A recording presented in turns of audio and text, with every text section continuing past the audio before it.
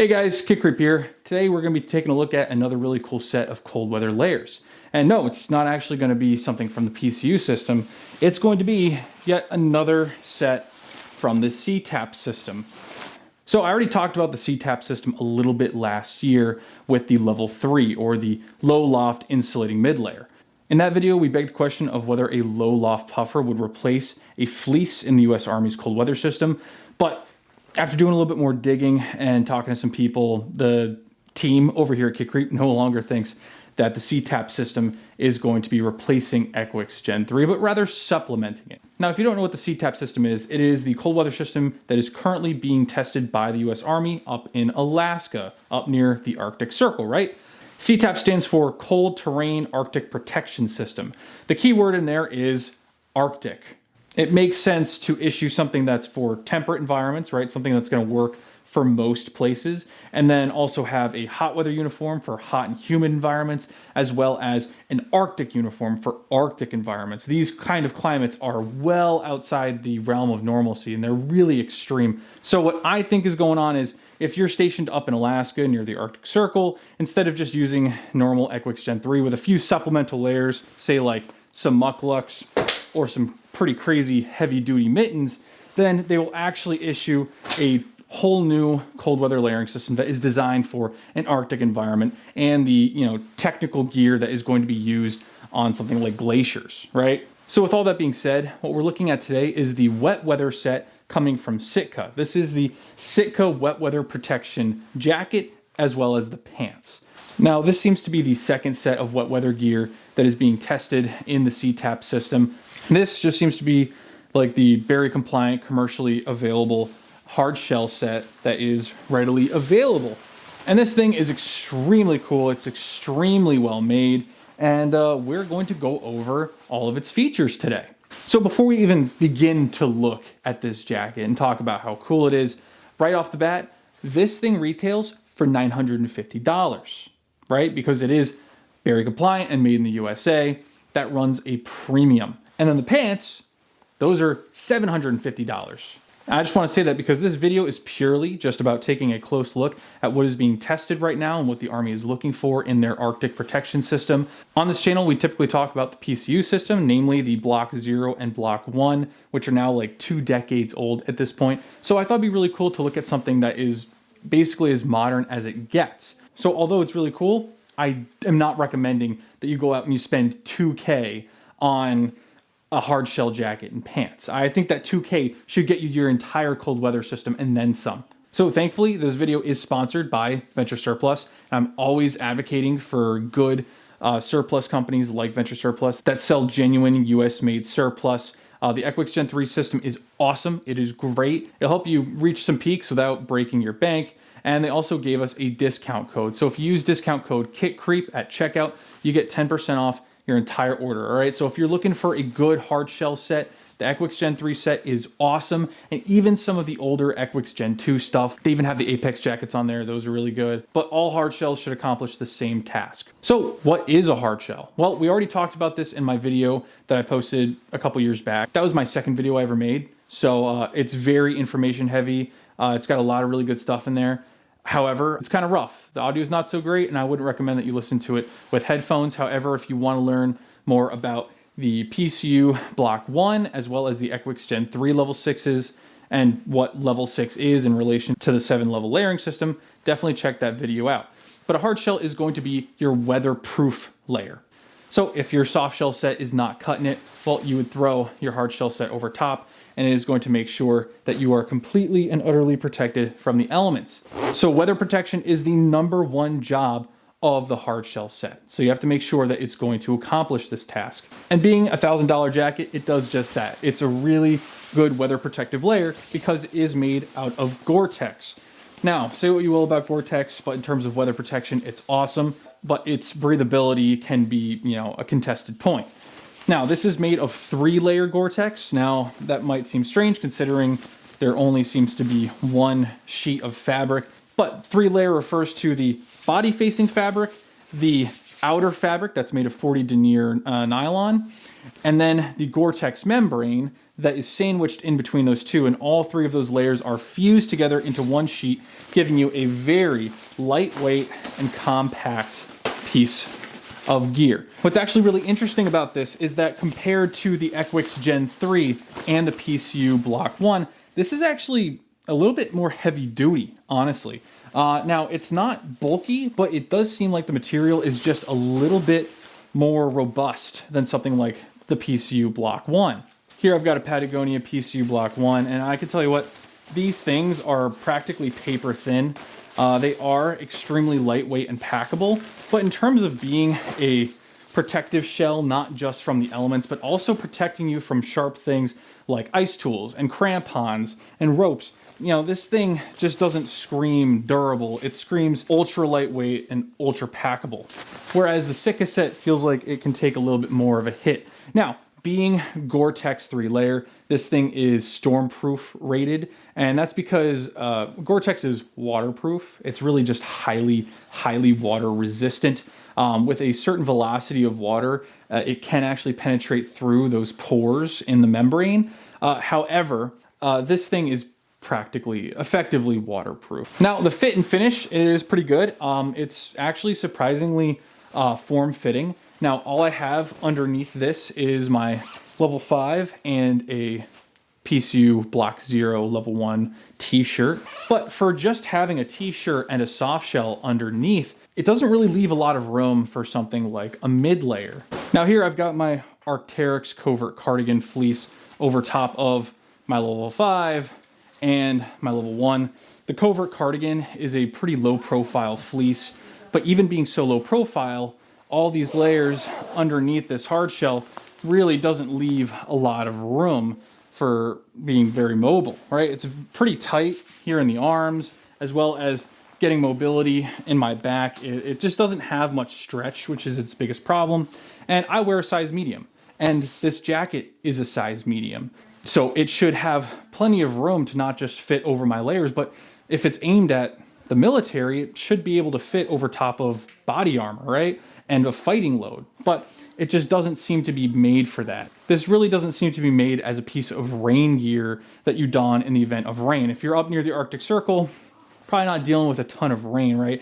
It's mostly gonna be technical terrain and extreme weather conditions. I'm just surprised that it's not as oversized as I would think it should be. And like I said, it doesn't seem to have any kind of stretch in it, and two-way and four-way stretch hard shells is not unheard of. Something like the Patagonia microburst stretch pants are a hard shell. These are not Gore-Tex. These use a different kind of membrane. But being a hard shell, these do actually have a little bit of stretch in them to keep them mobile. But the Sitka hard shell, being as form-fitting as it is, probably should have a little bit of stretch in it. Now, this is actually not my set. This is actually my buddy's set, who wears a size small regular uniform.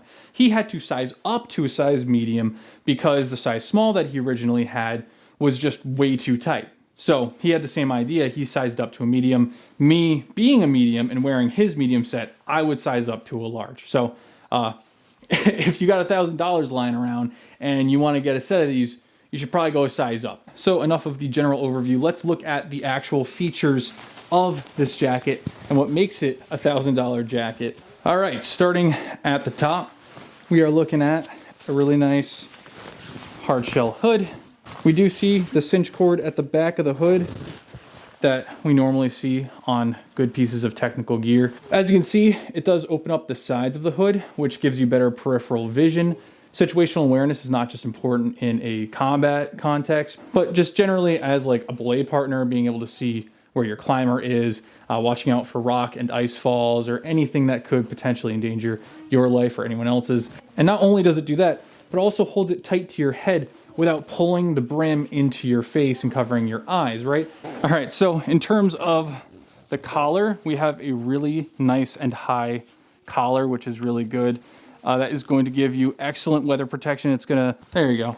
It's just gonna make sure that it's gonna protect your neck area and keep snow and spin drift from getting into your layers through your face and your hood. You can really get this thing cinched down and really give yourself some extreme weather protection, which is awesome, and that's what you're looking for. We also have this little chin guard here. Although it serves its purpose of making sure that the metal zipper is not coming into contact with any bare skin, it doesn't really improve comfort a lot. My buddy who this set belongs to did say that this little chin guard here, not super comfortable. He says after wearing it like this for extended periods of time, kind of sucks, kind of rubs your chin raw.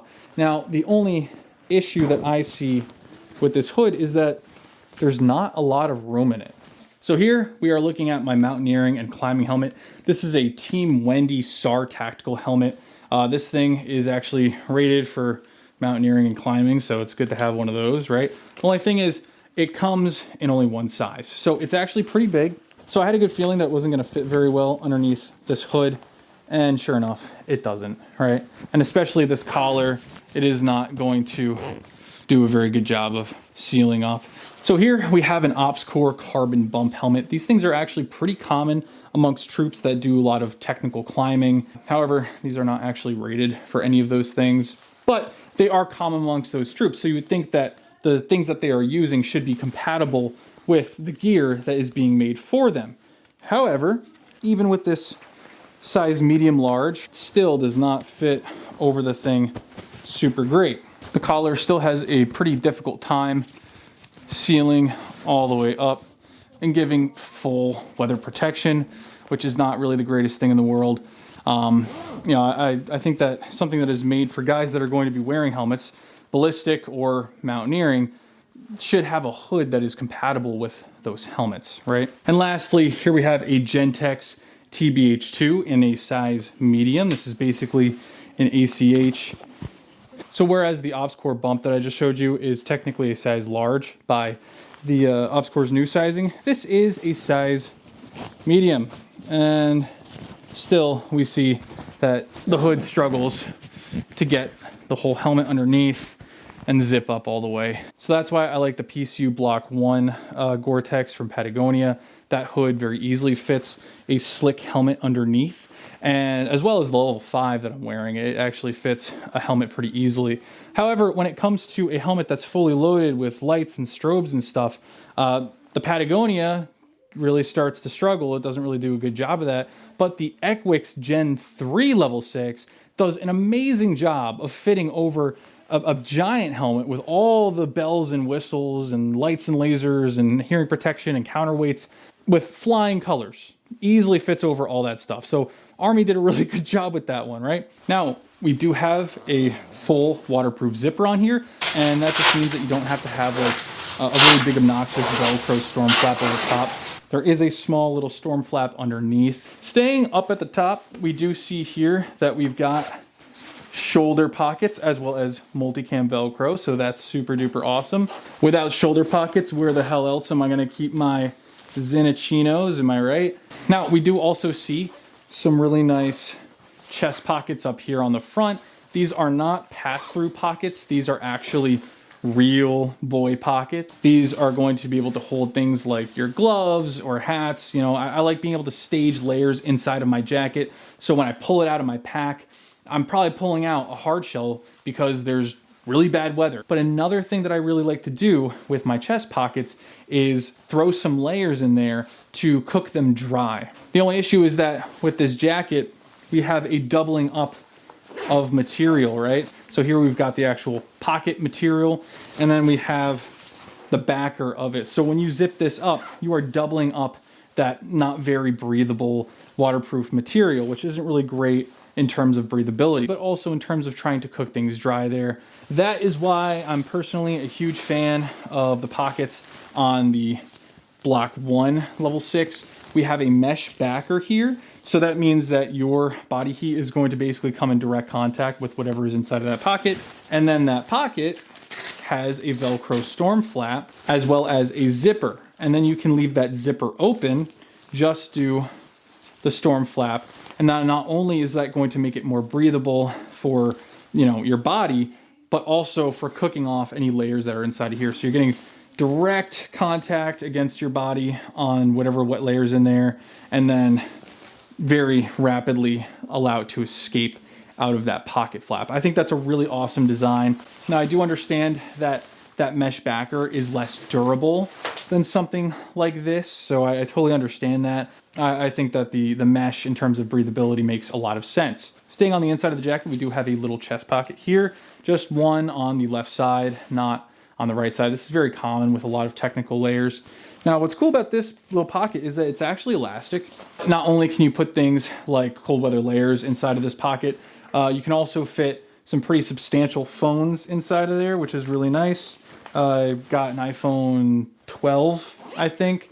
It fits very easily in there. And also keeps it closer to your body, which is also going to preserve the battery life on it, because my phone is always dying when I'm out in the mountains in the winter. Now, looking at the cuffs here, we do have a little Velcro flap that we can use to adjust it. Only issue is that it doesn't have any elastic. So once you adjust it, you've got to undo it to take it off. I think that's kind of annoying.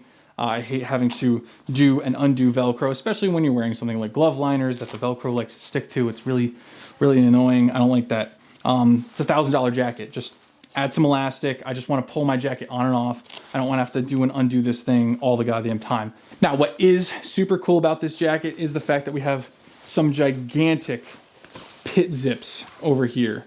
All right, so here on my level 5, we do see that we have some pit zips, and that's nice because I can fully open up my level 5, get all the way down to my green base layer there, and we can open up the hard shell, and that allows the hard shell to be used for some more active roles, right? Now, of course, the level 6 hard shell and the level 7 high loft, these are static layers. These are typically things that we should be using when we're staying still, we're not moving, right? However, in the military, if someone is trying to pack maximum weather protection for the least amount of weight and bulk, the level 6 does it. So you see a lot of guys who go out there and they want maximum weather protection, and they end up using their hard shells during higher levels of activity. Having a big old pit zip like this is just going to allow those guys a little bit more flexibility, and then just reduce the risk of overheating inside of this thing. Because if you have this thing on and then you throw a plate carrier on over top of it, well, once again, now you have to remove your life-saving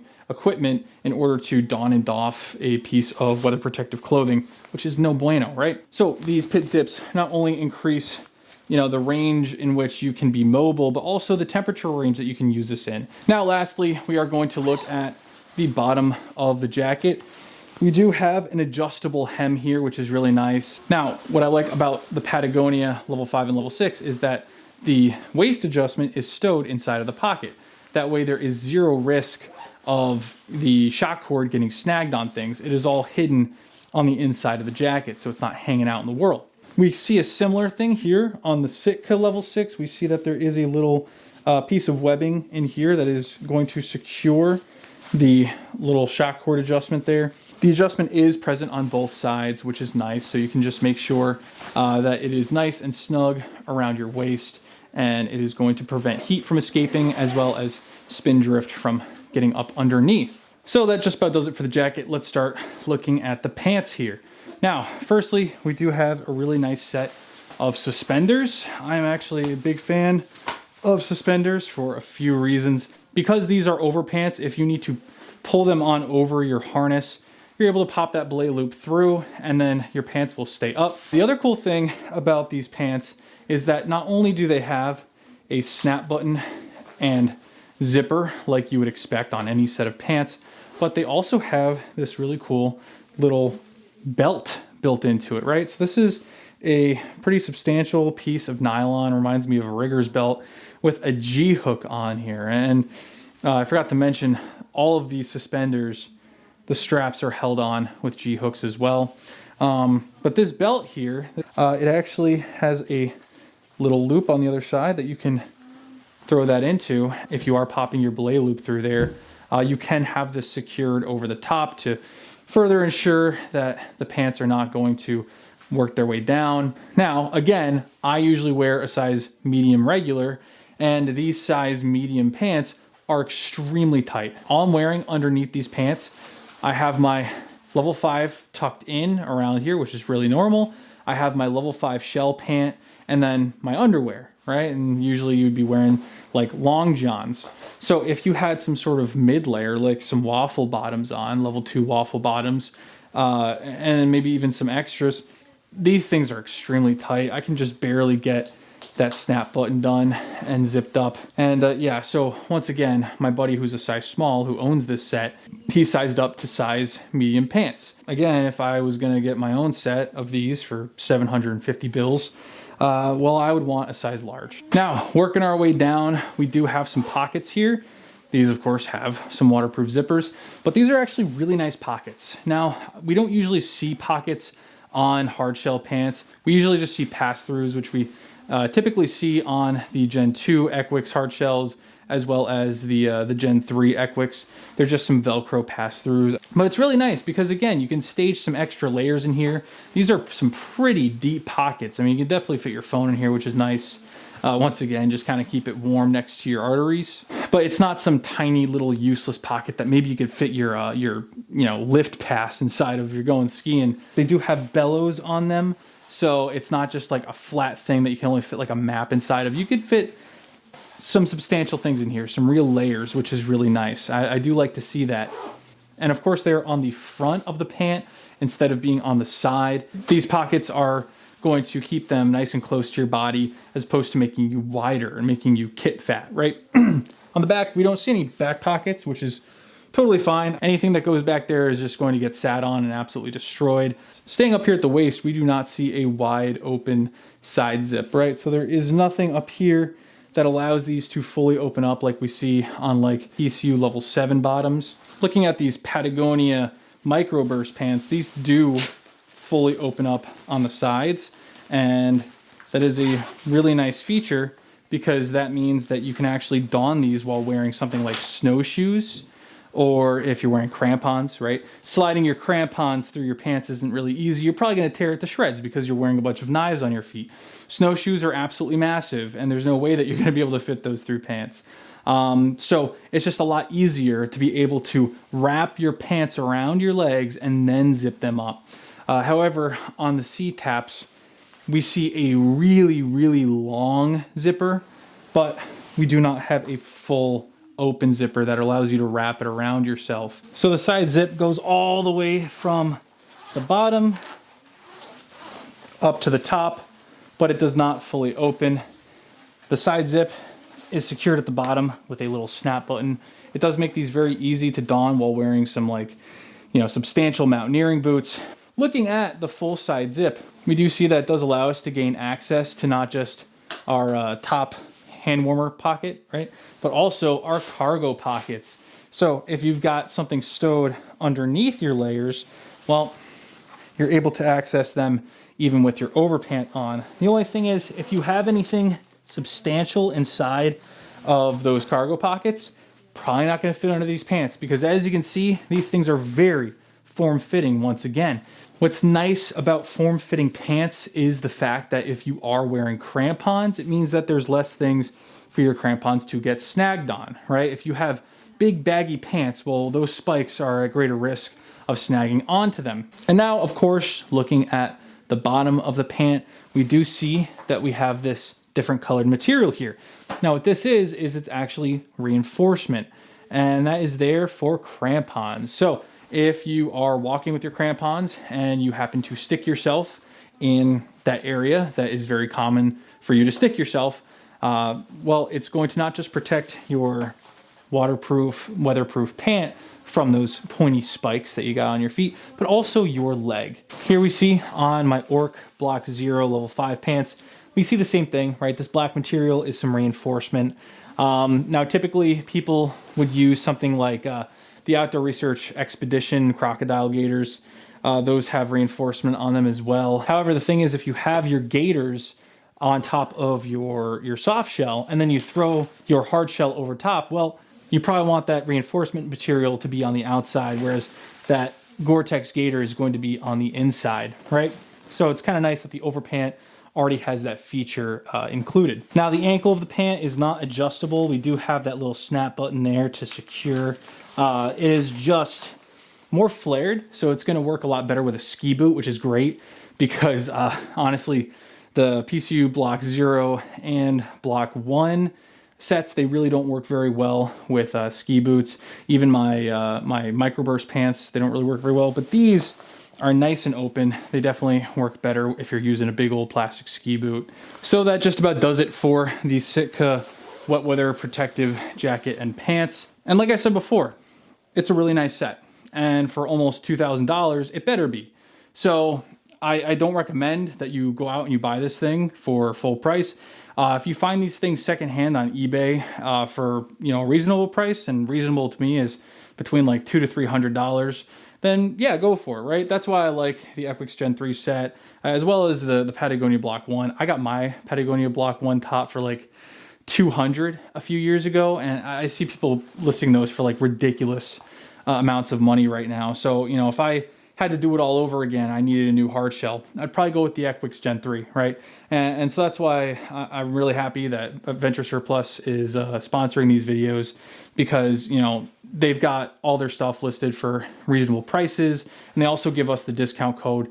The discount code doesn't give me any kickbacks, right? That is just to give back to you guys. They like the channel, which I'm very happy about. I think that they're a great site. I've been using them for forever.